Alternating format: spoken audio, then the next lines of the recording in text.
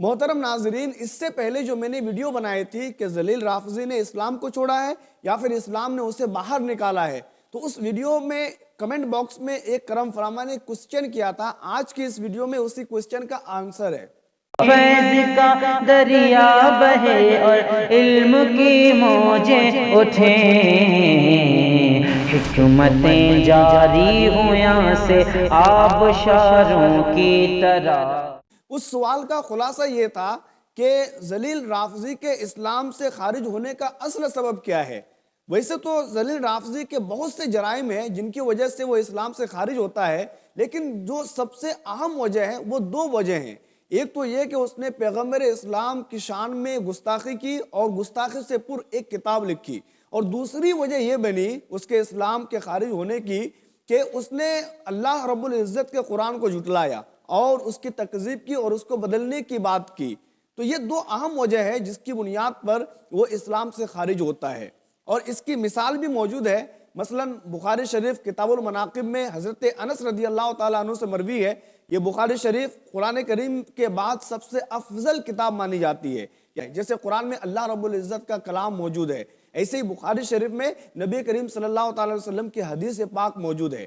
تو اس میں یہ واقعہ موجود ہے کہ ایک عیسائی نے اسلام قبول کیا اور اپنے آپ کو مسلمان شو کر رہا تھا، جیسے کہ ذلیل رافضی نے اپنے آپ کو مسلمان شو کیا۔ اور جب نبی کریم صلی اللہ تعالیٰ علیہ وآلہ وسلم پر جو وحی اترتی، اللہ کی جانب سے جو پیغام اترتا تھا، تو صحابہ کرام کیا کرتے کہ اس کو لکھ کر کے محفوظ کیا کرتے تھے۔ تو اس ٹیم میں یہ بھی شامل ہو گیا، اور اللہ کے رسول صلی اللہ تعالیٰ علیہ وآلہ وسلم پر جو قرآن اترتا تو اسے یہ بھی لکھا کرتا تھا۔ لیکن جو اس کے اندر کا جو شیطان تھا وہ باہر آ گیا، اور یہ لوگوں سے کہنے لگا کہ ما یدری محمد الا ما کتبت لہ، یعنی یہ جو محمد الرسول اللہ صلی اللہ تعالیٰ علیہ وآلہ وسلم لوگوں کو قرآن بتاتے ہیں، اللہ کا کلام بتاتے ہیں، یہ اللہ کا کلام نہیں ہے، بلکہ یہ وہی کہتے ہیں جو میں لکھ کر کے دے دیتا ہوں۔ جیسے ذلیل رافضی نے بھی یہی کہا تھا کہ قرآن جو ہے کلام اللہ نہیں، اللہ کا کلام نہیں، اللہ کی کتاب نہیں۔ تو جب اس عیسائی نے یہ گستاخی کی، نبی کریم صلی اللہ تعالیٰ علیہ وآلہ وسلم کی جانب جھوٹی بات کو منسوب کیا اور قرآن کے بارے میں یہ کہا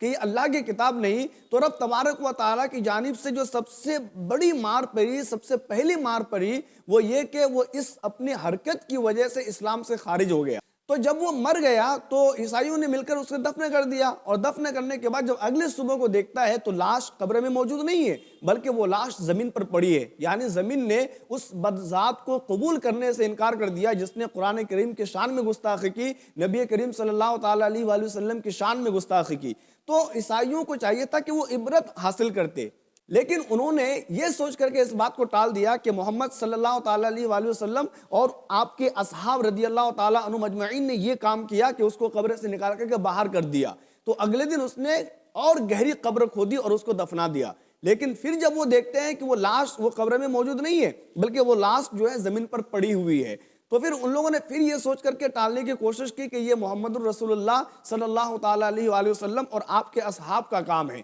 تو لہٰذا اب کی بار اس نے وہ جتنی گہری قبر کھود سکتا تھا انہوں نے اتنی ہی گہری قبر کھودی، اور پھر اس کے بعد اس کو وہاں پر دفن کیا۔ لیکن پھر بھی وہ دیکھ رہے ہیں، یہ تیسری مرتبہ دفن کرنے کے بعد پھر بھی وہ دیکھ رہے ہیں کہ لاش قبر میں موجود نہیں ہے، بلکہ وہ لاش زمین پر پڑی ہوئی ہے۔ تب جا کر کے ان کو اس بات کا یقین ہوا کہ نہیں، یہ تو کوئی کسی انسان کا کام نہیں ہے، بلکہ یہ اللہ رب العزت کی جانب سے ایک سزا ہے۔ پھر ان لوگوں نے اس کو ویسے ہی چھوڑ دیا، اور پھر وہ لاش دوسرے لوگوں کے لیے عبرت کا نشان بن گئی کہ جو بھی نبی کریم صلی اللہ تعالیٰ علیہ وآلہ وسلم کی شان میں گستاخی کرے، یا قرآن کریم کو جھٹلانے کی کوشش کرے، یا قرآن کریم کے حوالے سے کوئی غلط بات کہے، تو پھر اس کے ساتھ یہی حشر ہوتا ہے۔ لہٰذا وہ جو نصرانی تھا وہ اس لیے اسلام سے خارج ہوا کہ اس نے نبی کریم صلی اللہ تعالیٰ علیہ وآلہ وسلم کی شان میں گستاخی کی تھی، اور قرآن کریم کے حوالے سے کہا تھا یہ اللہ کی کتاب نہیں ہے، گویا کہ اس نے اللہ کو بھی جھٹلایا اور قرآن کو بھی جھٹلایا۔ بالکل یہی جرم یہ وسیم رافضی کا بھی ہے جس کی بنیاد پر وہ اسلام سے خارج ہوا۔ سب سے پہلی سزا تو ذلیل رافضی کو بھی وہی ملی جو اس نصرانی کو ملی تھی، کہ ایمان سے خارج ہوا اور ایمان جیسی دولت سے محروم ہوا۔ آج جہاں دنیا اسلام کی جانب آ رہی ہے اور بڑی تیزی کے ساتھ لوگ مسلمان ہو رہے ہیں، اسلام قبول کر رہے ہیں، ایسے موقع پر اللہ رب العزت نے اس کی گستاخی کی وجہ سے ایمان کی دولت سے محروم کر دیا۔ پھر مرنے کے بعد جو حشر ہونا ہے، جو حالت ہونی ہے، وہ تو سوچ اور گمان سے بھی باہر ہے، لیکن اللہ کی جانب سے ایسی مار پڑی کہ ذلیل و رسوا ہو کر کے رہ گیا اور دنیا ہی میں اس کے لیے آگ میں جلنا مقدر کر دیا۔ ذلیل رافضی کو اللہ کے عذاب سے ڈرنا چاہیے۔ دوستو، ذلیل رافضی کے اس انجام بد میں بہت سی عبرتیں ہیں، اس لیے کہ اس نے سب سے پہلے علماء سے دشمنی کی اور علماء کو حقیر جانا، مدارس کو نشانہ بنایا، اور پھر صحابہ کرام کے شان میں گستاخی کی، اور نوبت یہاں تک آ گئی کہ آقا علیہ الصلوۃ والسلام کی شان میں گستاخی کی اور قرآن کریم کو جھٹلایا۔ لہٰذا میری گزارش ہے کہ آپ علماء سے دشمنی نہ کریں، علماء کے حوالے سے اپنے دل میں بغض اور نفرت نہ پالے، اور صحابہ کرام کے حوالے سے اپنی زبان پر تالا لگا دے کہ جتنے بھی صحابہ کرام تھے سب عادل تھے اور سب جنتی ہیں۔ اللہ رب العزت کے بارگاہ میں دعا ہے کہ اللہ رب العزت ہمارے ایمان و عقیدے کی حفاظت فرمائے۔